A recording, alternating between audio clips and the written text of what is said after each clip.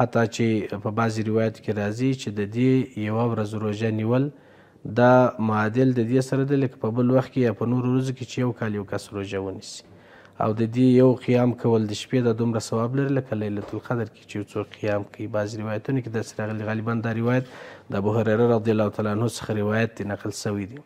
نو بنا په دغو ورځو کې باید ټول مسلمانان ورونه او خویندې ټول اورېدونکي باید خاصو اعمالو ته متوجه اوسي. هغه چې موږ او تاسو عموما خپل د استادانو څخه اورېدلي دي یا مثلا د دوی خپرونې د طریق څخه اورېدلي دي، هر صالح عمل په دغه کې باید په دغو ورځو کې خاص ورته توجه وسي. ډېره زیاته مننه مفتي صاحب کور ودان. شیخ صاحب راځو لکه څنګه چې تاسو یادونه وکړه چې د 10 ورځې بهترینې ورځې هر عبادت پکې درجې لا زیاتېږي. اوس دغه وخت کې زموږ زیات هیوادوال حج ته تللي دي او څوک دلته دي. په دغه 10 ورځو کې د هغه حج ته چې څوک تللي دي هغوی کوم عبادات لا زیات وکړي چې یو پختاورزي ته تللي دي، څوک چې دلته دي دوی کوم عبادات وکړي چې تر څو د لا زیات ثواب سبب وګرځي.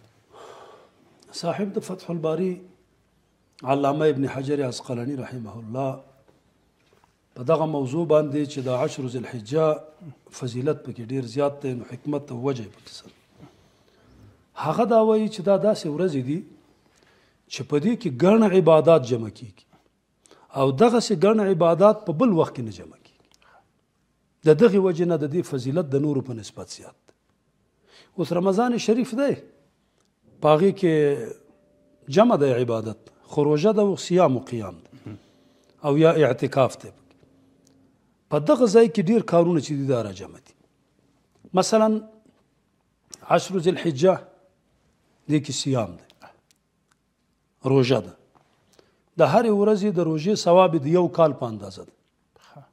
په دې کې د یوم عرفه روژه ده چې د یوې روژې ثواب د 2 کالو ثواب ده.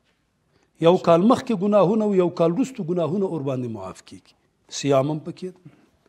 په دغو کې قیام دی چې روایاتو کې راځي چې د دې قیام د یوې شپې د 10 ذی الحجه د یوې شپې د لیلة القدر سره برابر سره د دې چې هلته په رمضان شریف کې یو لیلة القدر دی، نو دلته چې ته عبادت وکړي نو هره شپه د لیلة القدر په اندازه ثواب دی.